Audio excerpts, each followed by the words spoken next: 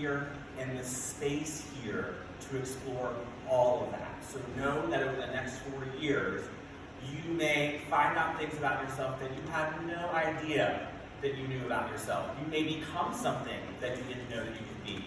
Or you could be working towards something that you already know about yourself and become an even better version of yourself. I mean, to give you, let me list this out because we're going to be talking about identity today a lot, and diversity and equity and inclusion. I'm Antoine. I'm a member of the class of 2012. I'm the student engagement director. I'm very newlywed. I just got married in June, so that's super exciting.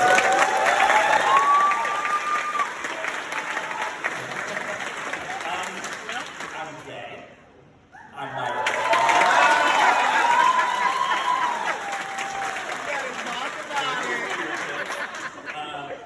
I'm biracial. I'm black and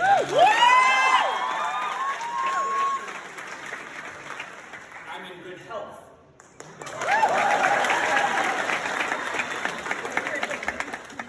I'm also a domestic violence survivor. There's all kinds of things that match with. I'm a golfer, I'm a theater kid, and I love Harry Potter. So, and then to add everything at the end of the list, I love everything that's English and British. Adele is my favorite singer in the entire world. If you want a good cup of tea, you can come to my office and I'll make you a cup of tea. But, long story short, I didn't know all these things about myself when I was in your shoes 12, 13, odd some years ago when I was a freshman. A lot of what I learned about myself, I learned while I was here. And there were a lot of people to help support me in that effort. My friends, my peers, my peer mentors who I became close friends with, my faculty members, one of whom is hiding up there in the corner, staff members, all helped me in my good times, my bad times, figure out who I was and help me find who I was. So think about that today. Our presenter is a fellow Washington College graduate as well. Is a dear friend of mine. I've known him since we were in middle school. We grew up across the street from one another. And I'm a twin too, I forgot to mention that part as well. My twin brother and I drug him to come to school with us here. We're like, you have to come to Washington College with us and enjoy our experience. He's going to give you the real tea. He's going to tell you what was good, what was bad, what was ugly about his journey here, but he's also going to help each and every one of you start to think about your own identity and who you are as well. And how when you start to figure those things out, you're going to be able to contribute to the larger diversity that is Washington College. Each and every single one of you, no matter who or what you are, brings something to the table that is Washington College. And don't let any single person stop you from doing that. Okay? Okay? Yes, sir. Okay. With that being said, please give a warm Wash Call welcome to my friend, a member of the class of 2014, Obella Obbo.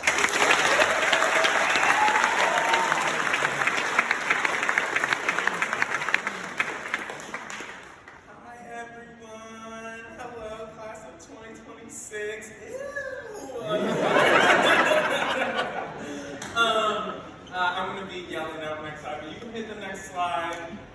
So, hello everyone, my name is Obella Obbo, my pronouns are he, him, his, and I'm here to talk to you all today about diversity, equity, inclusion, belonging, and what it means to take ownership of your identity. But before we get into that, let me choose the slide again. We're going to do a quick land acknowledgement.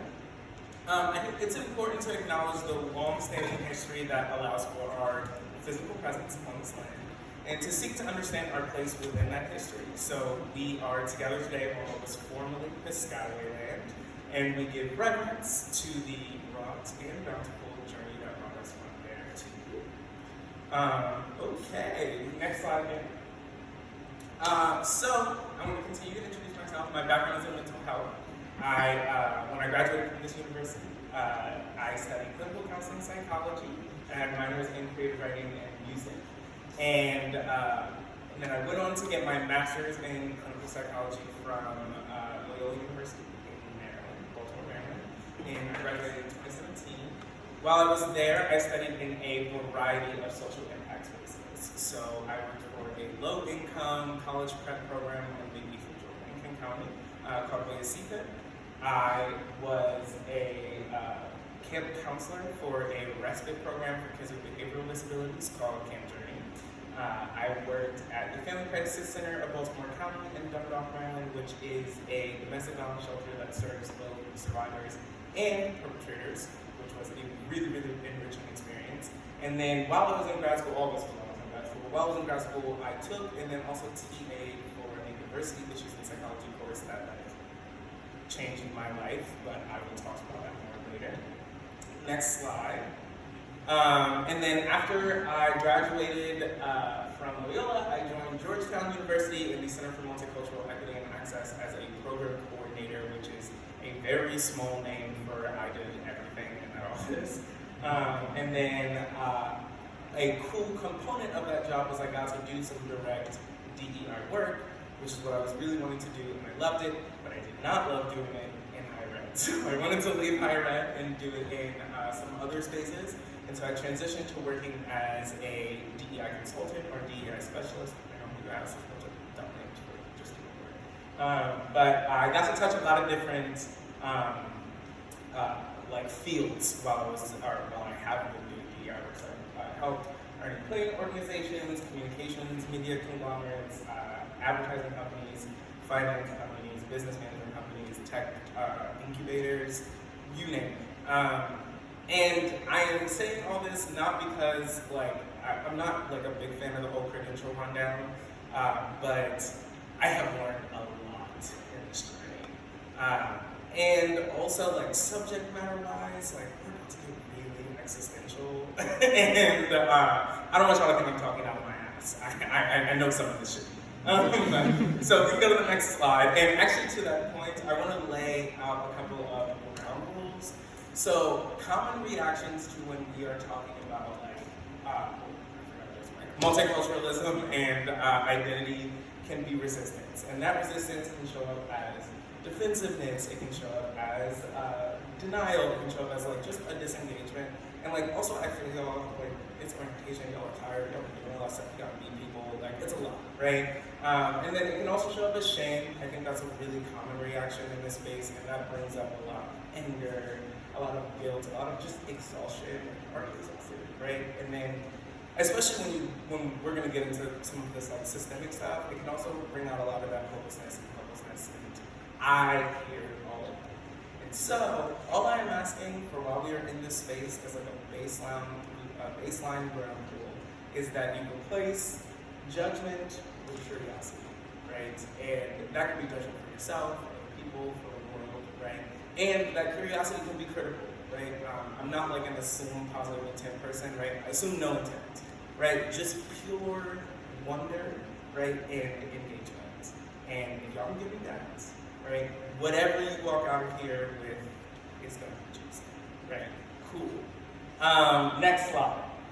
So all that being said, what is diversity? I think it's really easy to get caught up in this lofty, kind of kumbaya-y way that we talk about diversity, and we think about it very much as right? And you might not necessarily be wrong in framing it that way, but let's, for the purposes of this talk, sort of operationally define it in a way that isn't solely rooted in our outward perception. So diversity is representation of difference across various social identity groups based on physical, cultural, linguistic, and/or other characteristics, which individuals are assigned based on socially constructed categories. That in and of itself is kind of like a tough phrasing, right? Because the identity itself doesn't have to be socially constructed, but because we live in a social world, it can be kind of reshaped. Anyways, we'll talk about it. But such as race, ethnicity, sex, gender, age, religion, nationality, class, sexual orientation, ability, first language, and there is tons more. And that tons more are all things that are framed within our social, political, and cultural context. So that is a lot of words, but really what I'm trying to say is, and if you can jump to the next slide, diversity is the things about your background, your history, and your story that make you unique. If I was tech savvy, which I am, but if I was tech savvy, I would have had a cute little not say y'all unique. That's so magical. Anyways, so like for example, to double back, when I introduced myself when we first got started, I used my academic and career background as a means to showcase to you that I hold a unique perspective, right?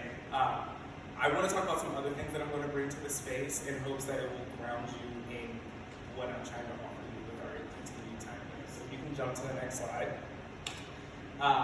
Just like Antoine said, so I am a Black, queer, second generation, Ugandan American, cis man with asthma and ADHD, right? And so what does that actually mean when we're like in this space, right? It means that everything about me, my personality, my sense of expression, my beliefs, are characterized by the fact that I am Black in America and seen as Black in America, by the fact that I do not exclusively experience heterosexual attraction, by the fact that my father was born in East Africa while my mother was born here in America and Maryland, right? By the fact that I'm a man, I identify with my manhood, the world expects male roles of me, and I've also lived that life with the perspective of someone with a like cardiovascular respiratory disease, right? And someone with a very questionable attention span,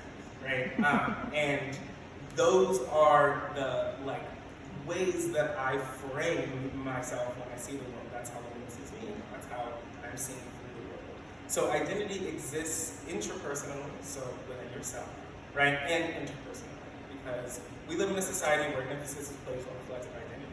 So we have to weigh who we are up against the reference groups around us and how we perceive them and how they perceive us, right? And we very much do not have a choice in that regard. But another key thing here is that you are a whole person. You can actually jump to the next slide. So while you can break your identity down into parts, and you should, right? To help you interrogate how you relate to yourself and to the world, you are still always all of you. So I am not just Black, just queer, just second gen, just a man, but I am all of those things at once, right? And we refer to this as intersectionality. So you can jump to the slide again. Intersectionality is a term coined by Kimberly Crenshaw in the late 80s, and the basic truth at its core is that individuals have individual identities that intersect in ways that impact how they are viewed, understood, and treated. So for example, a Black woman, right, is both Black and a woman, but because they are Black women, they experience and endure specific forms of discrimination that Black men or white women might not. All right, jump to the next slide. So why is diversity important for you as you start this huge transformative academic journey ahead of you? So we don't really talk about identity like at all in life, right? Like I hate to break it to you, but Common Core is not trying to develop a fully self-regulated human being in connection with themselves and other people. That's just not what's happening, right? And so as you are about to embark on this intense 4-year journey, like or 5 or 3, like life is long, but don't put too much pressure on a specific time frame. You might not realize that you have really been given an opportunity, like yes, to work towards your career goals and all that stuff, but like to get to know yourself, like you have never before, right? And even if you do understand that, like I am here to talk about how we actually do that. What does that tangibly look like? And that is DEI, right? We're gonna jump to the next slide. Before we continue though, we're gonna do a little activity. So we're gonna play a game that my friend Mark and I came up with for old diversity training gig. It's called Aspects of Identity.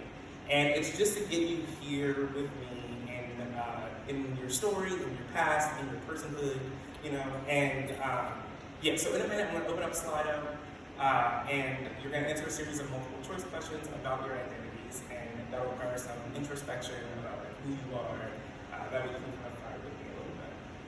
But I'm gonna talk quickly through each of the identities that will be offered to you in each question.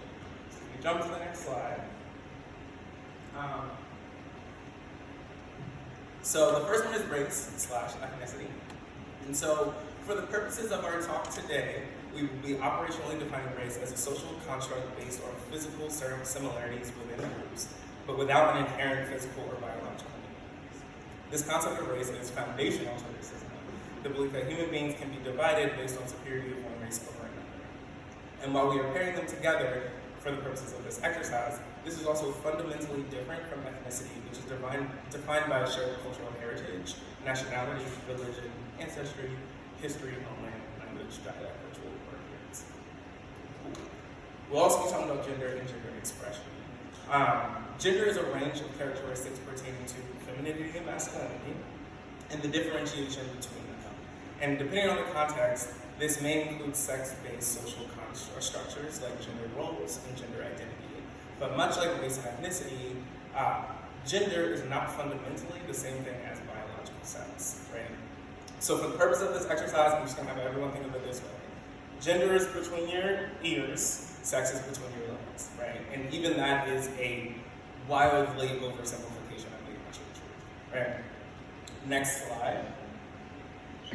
So we have sexuality and socioeconomic status. So human sexuality is the way that people experience and express themselves intimately. This involves biological, psychological, physical, erotic, emotional, social, or spiritual feelings and behaviors. And because it's a broad term with very historical context, it lacks a precise definition, which is important because sexuality is fluid, and how you relate to others changes over time. And then socioeconomic status, I probably should have said socioeconomic status / class. It's typically defined by a combination of your financial income, your level of education and occupation, and serves as a marker of your class. This is actually super interesting for like this college age time, because now you are starting to differentiate yourself from your parents, right? And so like you come from a socioeconomic status, but then you're also operating within one while you're here. So I grew up middle class, but me was working class in college, right? I was working class because my parents couldn't really give me money, right? Which is going to be different from someone who grew up middle class, but their parents could give them money while they're here, which is going to be different from someone who grew up in working class and then, doesn't have money while they're here. Cool. Next slide. And then our last three will be disability / neurodivergence. So we're using disability to refer to a physical or mental condition that limits a person's movements, senses, or activities. And to take that a step further, we're highlighting the neurodiversity within disability as a reference to the variations in the human brain and cognition, like sociability, learning, attention, mood, and other mental functions. Those can often be invisible, and we want to make sure that we're giving visibility to the invisible disabilities. When we refer to body type or size, we are acknowledging the impact that physical appearance and beauty standards play in our daily lives, from advertising to access to resources. And then when we start to go through these questions, the answer might be no, right? And that is fine, because this is, of course, not a comprehensive list. And there are tons of other identities that could fit the descriptions ahead of us, like veteran status, religion, first language, age, a bunch of other stuff. Y'all seen a bunch of cartoons up here, like Obella nerd, like that is a part of my identity. And that might be, or what could be, an answer to one of these questions. And so in those cases, cool. Now, get your phones out. You can go to the next slide. You can join the Slido. So I'm not confident in the number. I don't know if a little barcode jump is going to run from far away.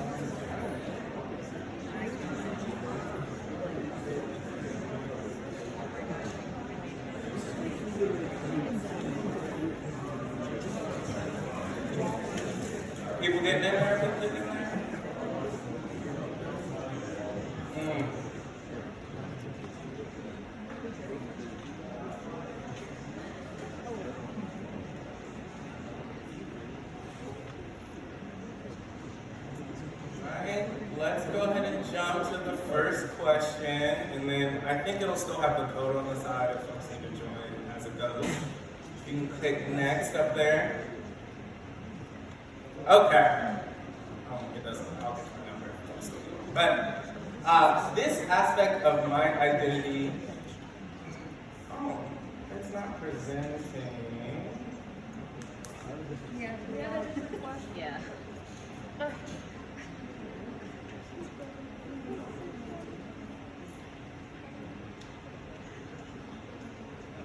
Oh, I think you have to have the attachment.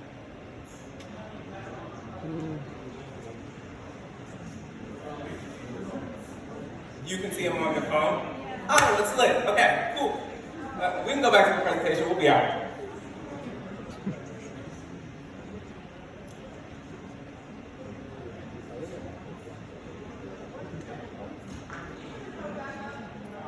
Yeah, we can go back to slide. It's probably in another window since it was full screen.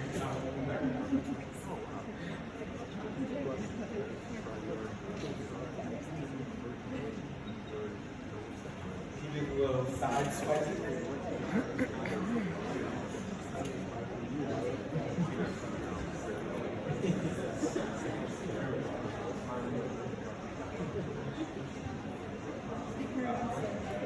You can go back like 2 slides. Or 1 slide, there we go. Oh, 1 more. There we go.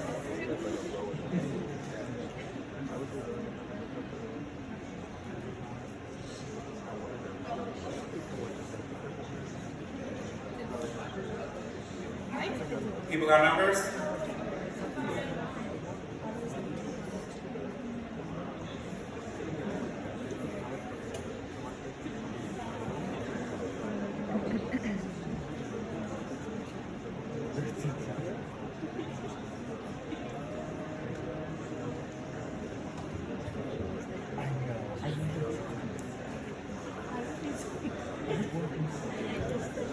Good? All right. Let's go to the next slide. Okay, so for this first one, this aspect of my identity is the first thing that people see about me. This is where like this conversation of intersectionality really comes in as folks are filling this out, right? And I'm also joining y'all on my little screen here. This is where this concept of intersectionality comes up. If you were to ask me this as a general statement, I would say as a black man, right? But here, you're looking at yourself in those individual parts just to interrogate how you see the world seeing you, right? And so for me, if I'm answering this, right, I'm putting race and ethnicity first, right? I think people are seeing my blackness before they're seeing me being a man, right? And that might not be true for everyone, right? And depending on how you express yourself, there might be aspects that people jump onto first. Right? So, for example, I paint my nails, right? If someone is assuming my queerness as a function of me painting my nails, maybe that's the thing that they're clinging to first. But is it what I recognize? And that's what's important here. I'm seeing a lot of folks put other, but I'm also seeing gender and gender expression, race and ethnicity, and then body type and size. I think that's a big one. And we won't be getting as much into body We have type a different question. Ours is happiest, proudest. Oh.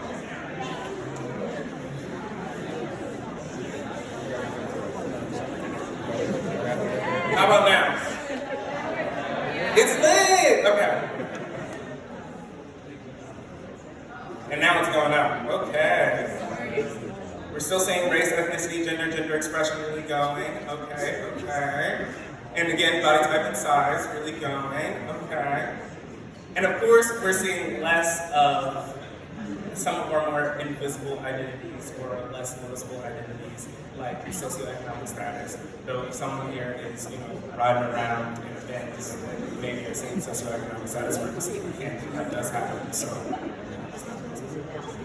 let's jump to the next question. This aspect of my identity causes me the most fear and anxiety. The immediate jump was for sexuality, and we're also seeing body type and size. I think that's a really big point. When we're thinking about like college and the university experience, right? We're really trying to find acceptance, find people who like, who we can, link up with as we go through this crazy journey. When you're super concerned about how people are going to perceive your identities, it's important to understand where that's happening so you can start to figure out where are the places that you need to look for support. Let's jump to the next question. This aspect of my identity causes me the most shame/confusion.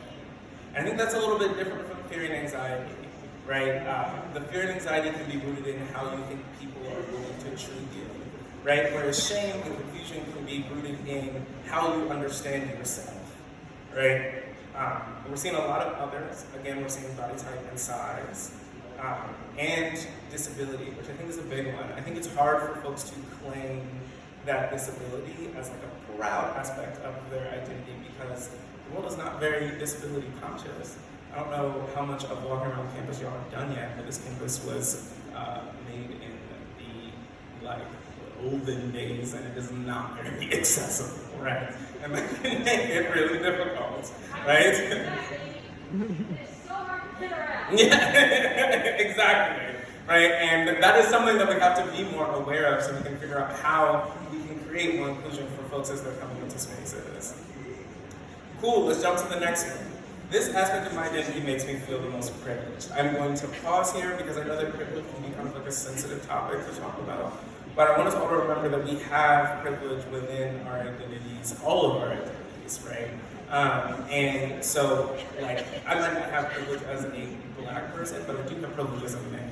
Right? I do have privilege as someone who was raised middle class, even though I might not have the same privilege as someone who was raised in the 1%, if y'all know what I mean. Anyways. Next question. Oh, and a big thing that we're seeing there, I should just say, is of course socioeconomic status, I should just say, and race and ethnicity. This aspect of my identity, people misunderstand most about me. To the whole point of what we were saying about intersectionality. They might see something, but because they aren't aware of how it intersects with your other identities, it actually, shortchanges it, right? And there's a lot more depth to an aspect of your identity than people will often give credit to. We're seeing a lot of other, and I think that makes a lot of sense, especially when we think about all the nuances to identity. So, Tuan said that he was a big Anglophile. He loves British and British culture, right? If someone doesn't understand that, right, like that can be a thing that he's hyper aware of as he's engaging with folks. Even though that's not a huge key part of his identity, it's still something that he might need to be aware of. Cool. And then the last one, which I had already had up, but folks started filling in. But this is the aspect of my identity that makes me happiest and proudest. We're also seeing other there. I think there's a lot of small things about us that we love, and I love that from everyone.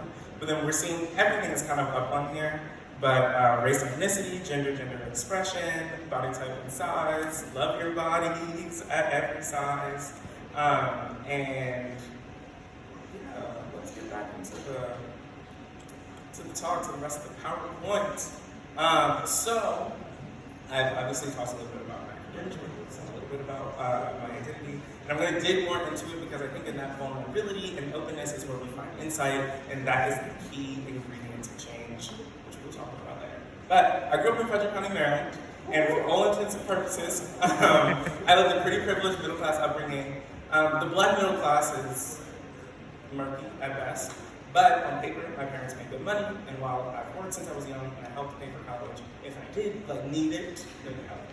Right? You can jump to the next slide. I didn't go to private school, but where I went to high school is one of the top schools and one of the top counties in the nation. So we had the works, right? We had AP classes, we had college credits. Actually, it was high school with Twan, I just said. See him up there in the front of the crowd. But moreover than anything, it was very culturally diverse, right? My friend group has always been an expansive group of colors and creeds. And at the same time, right, Frederick is a predominantly white town with predominantly white schools and predominantly white classrooms. So when I visited Washington College, and me and my family drove through 30 minutes straight through cornfields on one lake road, and my parents just kind of looked at me and they were like, right? I thought, like, I'm just being around white people. I'm gonna be fine. And I was. You can jump to the next slide. So my time at Washington College was amazing, right? When people say college is the best years of your life, it is not. There are many, many best years of your life. But it was good, right? I had a good time. I was unsurprisingly an outgoing, emerging adult. I was involved when I was here. I joined Black Obella, which was very much a little family. I was a peer mentor. I worked in OIT, which I was absolutely a personality hire there. I was in the student events board. I worked in the admissions office. They hired me when I graduated, so that was a little better. I was at Lit House events. I partied a lot. I was in the theater, right? Like, I got a lot out of my experience at Washington College. I was a student leader, which is language that will always feel a little weird to me, but I was on brochures, I was on the school website, so it definitely meant something to someone. And I even gave the speech at graduation, so this is actually a really cute full circle moment for y'all. I was included at WAC, right? You can jump to the next slide. Inclusion moves beyond representation. It gives agency and power and access to those diverse identity groups. If diversity is being invited to the party, inclusion is being asked to dance. I was at every dance, saucing it up. You can jump to the next slide. I remained at least slightly connected to WAC in one way or another after graduation. I worked for a year in the admissions office, and then I worked for WACEPA, which was in King County, and while I was at Loyola, it was run out of Washington College. So I traveled to campus when I was helping with the program. And during those years, I actually started feeling really disillusioned with my time at WAC for a reason that I couldn't exactly put a finger on. But very fortunately for me, I was in a program where I was learning about human behavior and I was learning about mental wellness. And so there was a lot of space to dialogue about this. And I actually took a diversity class, the one that I mentioned earlier, and it gave me the language to describe an experience I didn't even know I was having. Like I said before, I was fine at a rural PWI, right? I was outgoing, I was used to adapting to different environments, and I was used to making things work for me. But what I hadn't realized is that I wasn't given the space to show up as my full self and explore my social and cultural identities while I was a student here. Don't get me wrong, I considered my identity as a Black man in a very white space in some of the courses that I had with Dr. Knight and in some of my psychology courses. But Loyola's population of Black students was much larger. So it was the first time I was in a primarily Black space talking about, in academia, talking about being in academia as a Black person. And I felt so seen. And that space, in addition to being decorated with this new, rich vocabulary for dialogue about identity and mental health, it unveiled these experiences of tokenization and invalidation and shame that I had developed around my identities that were contributing to this really obstructing sense of imposter syndrome that I'm still very much unlearning. And you can go to the next slide. Imposter syndrome is understood to be an unwarranted sense of insecurity and pervasive feelings of fraudulence despite evidence to the contrary. This is a term coined by a psychologist called Pauline Rose Clance, who saw this primarily in her undergraduate students. So, y'all feel me while we're here? Okay, cool. Next slide. I learned a lot in that program. I learned how each aspect of our identity contributes to our mental well-being. I heard folks talk about the spectrum of queerness and gender identity in a way that required me to, the level of critical thinking that really expanded my mind. I learned that there are systems and structures built around us that stand on the foundation of judgment and hate, and they facilitate repression, harm, and trauma in all of us, right? And that is from these structures that illnesses like anxiety, depression, and unhealthy behavior patterns are born, right? And for me, at the time, where I could pinpoint this showing up in my life was exactly in whatever the mixed feelings I was having about my time at WAC. So I thought about it, I went to therapy, I asked the peers around me, what was missing between undergrad and grad, right? You went to the next slide. The answer was belonging. Belonging characterizes an affinity for a space or a situation. It is an inherent validity in your experience as a part of a group or an environment. it wasn't just that I was included, but this space, when I was in grad school, affirmed me, while also encouraged me to challenge the narratives I unconsciously constructed in response to my pain, and then embraced me at every change, right? And I changed a lot, right? And that was very much only the beginning. But I'm gonna pause for a second and go to the next slide. Just, it's getting a little dour. I'm really trying to keep y'all's attention. Like I said, I have ADHD, get a little, I can't lift my arms up too much. I've been walking around this and this. I'm trying to look cute in this kimono, but I'm just cool. Okay, so let's jump forward.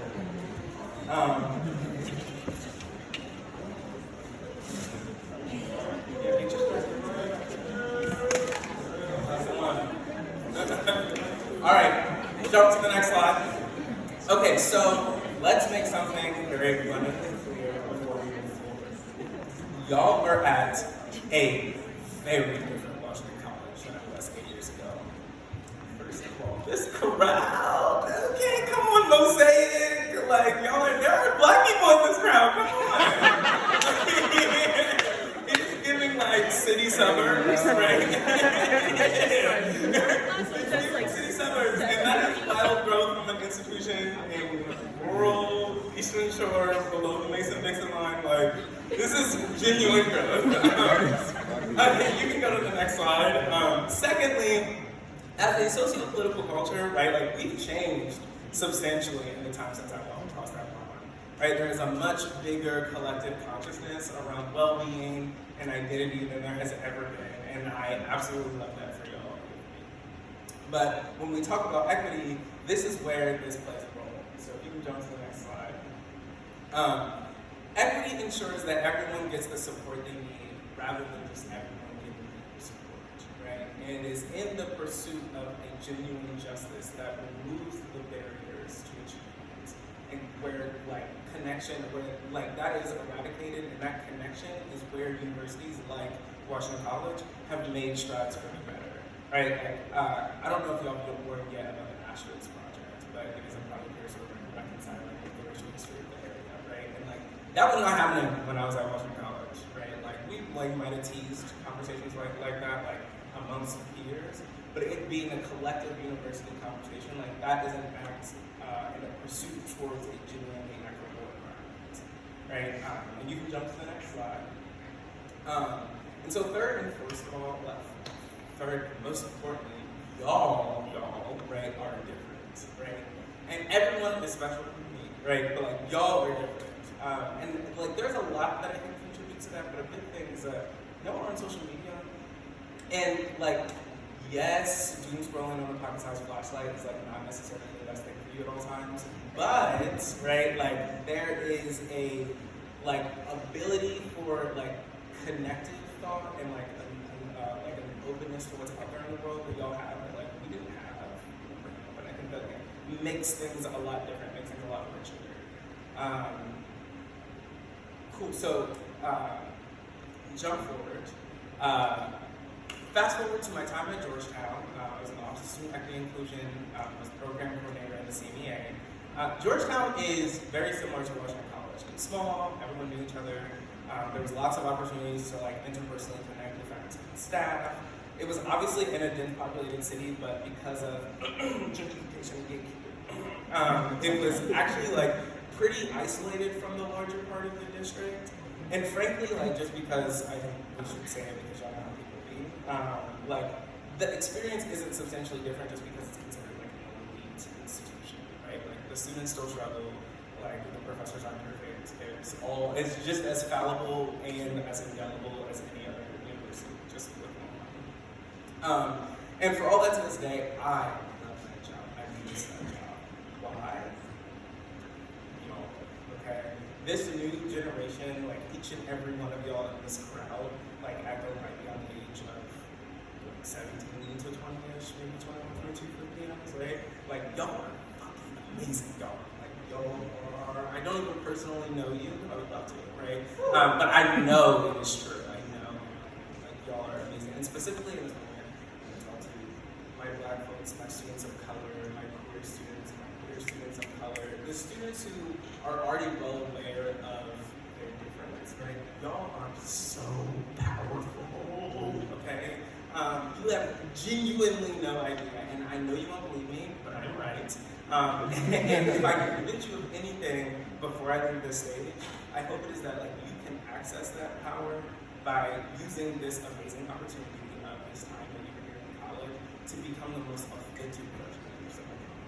And Georgetown was where that final piece of the puzzle came into place for me. It reframed my reframe of Washington College, and it really centered everything that I came here to say to you all, because that was where I learned what it meant to truly show up authentically, and I learned that from y'all. So you jump to the next slide. Authenticity is relating to or denoting an emotionally appropriate, significant, purposeful, and responsible mode of life. An authentic individual is a fully realized, self-regulated human being deeply in connection with himself. But that's hard. Like that's not slight work, right? And so let's talk a little bit about what it means to do that. So you can jump forward again. Georgetown had a strong Georgetown had a strong community of diversity, which I don't know was necessarily about numbers, but I think it was about resources. So, as a part of my role, I read books called Sax a Weekend. It was a fly-in, overnight, multicultural student weekend. Consequently, I got to meet a lot of the incoming class of students of color, and then, as they would matriculate, right, I had open door policy, and fortunately for me, and unfortunately for my productivity, the students took that very seriously. I had students coming to events, coming to take naps, coming to Kiki, coming to work, right? Really any and everything. And we would just talk, right? We would talk about life, we would talk about how they were interacting with the world and themselves. I became an unofficial counselor, which I thankfully had the training to do. And I noticed a common theme of students yearning to access more of their identity, while also being completely unaware of how much was already available to them and how much they had already figured out for themselves. They had let a global culture, and I say global because I know there are also international students, right? Like it's everywhere, right? They had let a global culture of self-hate and self-judgment stop them from being true to who they were, in both big and small ways. And in navigating that with those students and helping them push back against those systems, I also became very more aware of myself. So, you jump to the next slide. I sifted all this knowledge obtained over the years of being, right, and also interacting with people just wonderful as everyone who was in this room into what I think are 10 things that help us become better, fuller, and more authentic versions of ourselves. We jump to number 1, which is don't tell yourself no and don't wait for permission. You are coming from a time in your life where people were going out of their way to protect you in a way that was reflective of their own life experiences. And you were not afforded the agency to make your own decisions in ways that are healthy and rooted in a true sense of offering you autonomy. So I'm asking you to be aware of the times that you were telling yourself no because you were used to being governed, right? And be aware of the times where you were waiting for someone to give you the okay when you have the ability to do it for yourself, right? There are absolutely still going to be rules that you're going to have to follow in some regard, and there will absolutely be obstacles on the way of the journey. Like, don't let yourself be the first one. Number 2, get involved. Make this a good time, y'all. Like, start building a muscle for chasing joy and trying new things right now while you're young. And you build real tangible skills while you do that, right?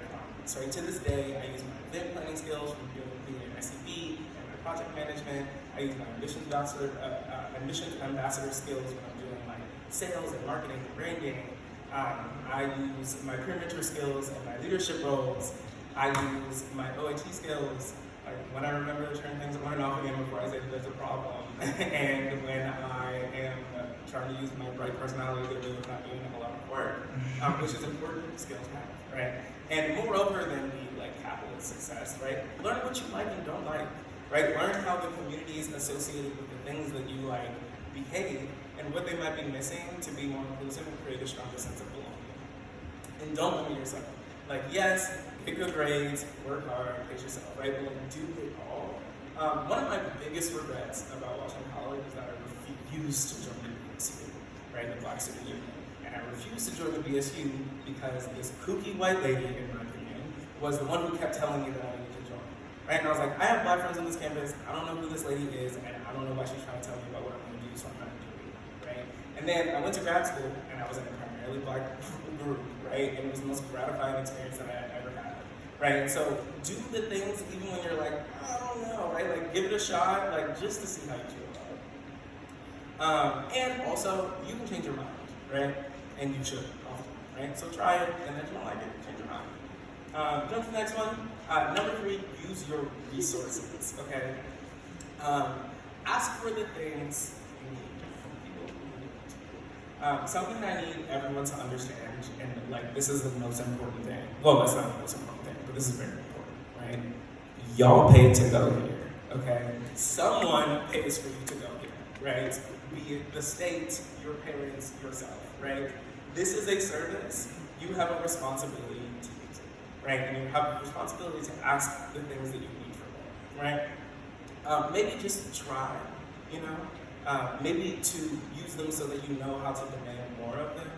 Maybe use them so you can figure out what's missing and what you might need.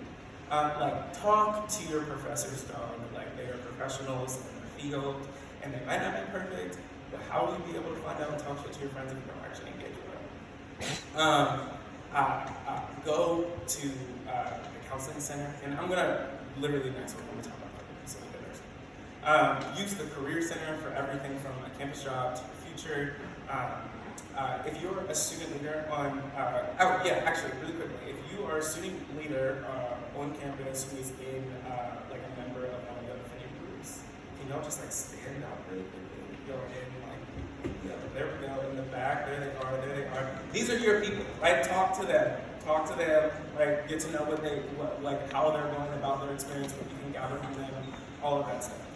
Go to the Intercultural Affairs Center. Stephanie Gilmore has just stepped into the new Director of Student Intercultural Affairs. Her office is in the lower level of Mentor Martin, right? Talk to her and the folks in there, right, about what you need, right, to feel belong, like genuine belonging, right? And maybe in that communion, you'll find the inspiration that you need, or they will find the inspiration to be able to find something or create something that can serve you, right? Especially also when things aren't going. Right? Like, obviously just go to them, right? But if things aren't good, go ask people, right? Say things aren't good so they can help you. Sometimes you connect with someone, but they aren't necessarily in your lane, right? And don't miss a chance to build a relationship. Like, maybe you don't agree in the SED, you aren't super, like, outgoing, social, I want to party type of person, but you really like Antoine, right? Just email him, right? Go meet with him, meet with Trish, the assistant dean in student engagement, like Sarah Feinherm, the like VP of student affairs, and also like the flowery language of like assistant director, like VP, like they're fine. It's just like they're waiting for you, okay? Go absolutely find them, reach out to them directly, like don't miss the opportunity. Okay, number 4, go to therapy, right? Listen to me, okay? Everybody needs therapy.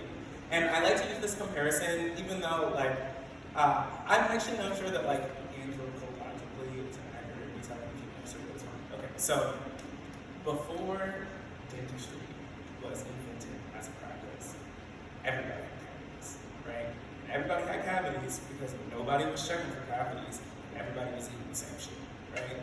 And so, remember that, and then remember that your brain is an organ in your body that houses your emotional centers. And like, you don't take care of that at any point in your life. Like, therapy is not part of your primary care physician's sphere of influence, right? Like, you have gone your whole life, and you didn't go to the dentist, even if you ate perfectly your entire life, right? If you didn't go to the dentist once, when you go to the dentist, they're gonna have something to say, right? Like, it is just the reality of being. It's just super important to have a shared space where you can really like dialogue about yourself and what's going on in your life. And the needs might be different, right? Like you might not be in crisis, right? But you could be, and you have been. There's a fundamental pain, both big and small, in the childhood experience. And that can contribute directly to a loss of self. And through discovery and embracing in reframing our stories in a safe, interpersonal space, we can recognize patterns of behavior and transform our history into tangible, psychological, spiritual, emotional, and physical healing, right? Because we are psychosomatic beings. Our mind is a part of our body, right? Try the counseling center, but you are very fortunate to live in a virtual world. COVID actually kind of did a favor to therapy right now. So look for the right therapist that can meet your needs, and don't let a bad therapist stop you from going to therapy, right? Obviously, there are going to be terrible therapeutic experiences, right? I have bounced around a couple of therapists, okay? But finding the right one is really difficult. But to that point, when you get into that space, you have to be vulnerable and you have to be honest. And so that brings me to number 5, be radically honest, right? You might have heard this quote before, but be who you are so that people who are looking for you can find you. And let me tell you, baby, they will find you when you are who you are, okay? Sometimes they are sitting, waiting for you to realize who you are so that they can find you, or so that you can be ready to receive them.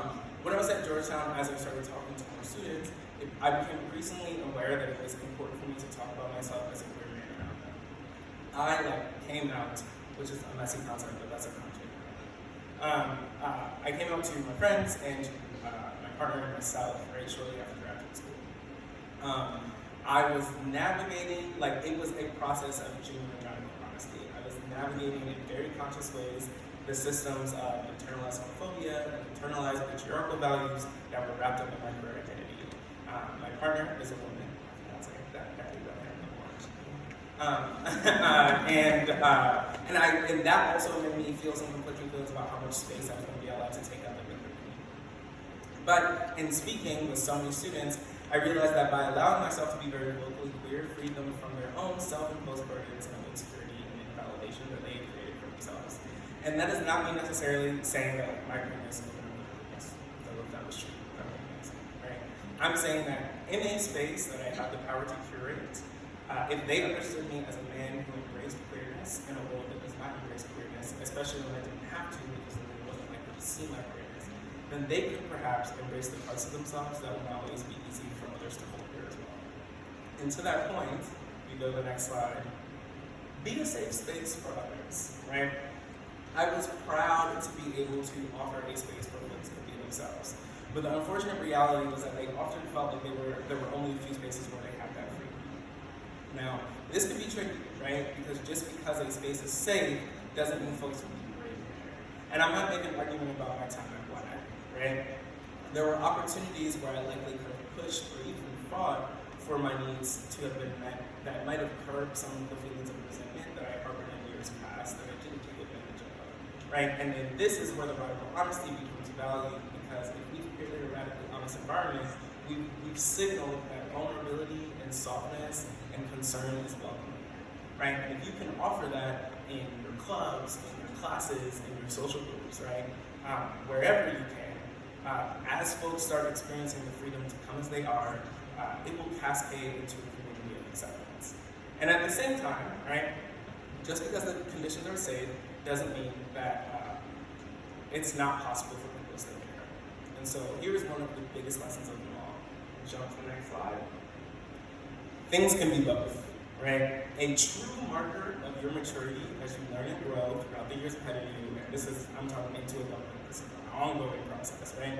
We'll be able to truly internalize the reality that two completely opposing truths can exist at the same time, and neither of them can be wrong. Sometimes your intentions don't match your impact, right? And you can still be responsible for the fallout, and it doesn't make you a monster, right? And in fact, those mistakes are amazing because that is the opportunity to learn how to continue to engage with people. Don't be afraid of the conflict that arises from these instances and react in ways that don't serve you. There is no way to do it, right? Learn to acknowledge when you've caused harm and to apologize. Learn to show gratitude for the reminder that you're not perfect and you don't need to be. And learn to make amends with change behavior. Number 8, commit to healing. So remember earlier when I said the whole reason I'm here is because you haven't been taught any point in your life unless you have some exceptional guardian figures. to be who you are. And because you were always taught how to be someone who fits into the structures of the world. But, as we've talked about, those structures are broken, right? And so can be the intentions of, or the impacts of well-intentioned people who have raised you within those structures and were raised within those structures. And as you become more of yourself, you're gonna feel a lot of feelings, right? I love this school, and then I absolutely did not, right? And now I do, right? And that's a part of my process. That was a part of my process of becoming, right? And this college is not the only place that I felt those feelings as a part of my journey, right? It changed the relationship I had with my friends. It ended partnerships. It made me look like at my parents as people, which is amazing, as it is the worst fucking thing in the world. And when you know everything that you are going to be up against in this pursuit of becoming your full self, you're gonna want to put the opportunity down, right? And I'm telling you that it is so worth it to keep it. You're gonna get so ahead of the curve if you use this time now to dive into it. And like, as someone who's been doing this work for a while, been in therapy, been studying this for a long time, I'm the happiest I've ever been in my life. And it only goes up from here, right? Okay, number 9. Embrace change. I said it before, I'll say it again. You are not perfect. And that is amazing. Because it means that you aren't beholden to stay in the way that you are, right? Play with your identity, change your mind. This is a fluid process. It is messy, and that's what makes it amazing and fun and glorious and powerful, right? In my psych program, we refer to this as the counseling equation. It's insight plus emotion equals change. The insight that you garner from engaging and learning and diving into yourself will bring out emotion, right? And that reaction will create change. Embrace it. It's amazing. And then finally, and most importantly, as we wrap this up, you are worthy. When folks come on these stages and they're talking to you about diversity, equity, inclusion, belonging, justice, authenticity, and all the other pretty flowery words that are about identity, when your professors and your leaders and your parents and your aunties and uncles and your bosses are trying to talk to you about your potential and like all the stuff that makes you want to cringe at the thought of your own power, right? What they are really saying to you is that you are, by right of your existence on this earth, worthy of belonging, of wholeness, of contentment, strength, comfort, peace, of validation, and most especially of healing, right? And the opportunities are out there. They're out there. You have to find them. And if you can't find them, ask for help, because that is how good they are, right? And only you can find them. Okay, that's the end. Last slide.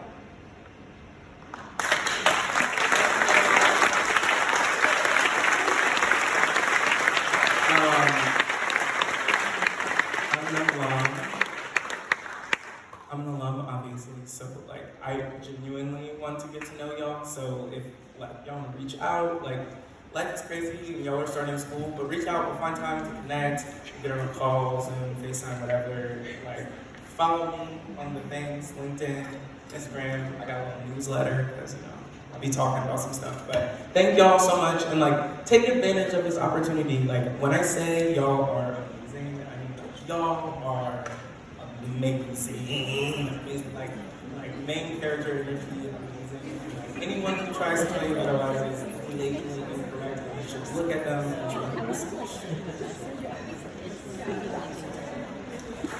to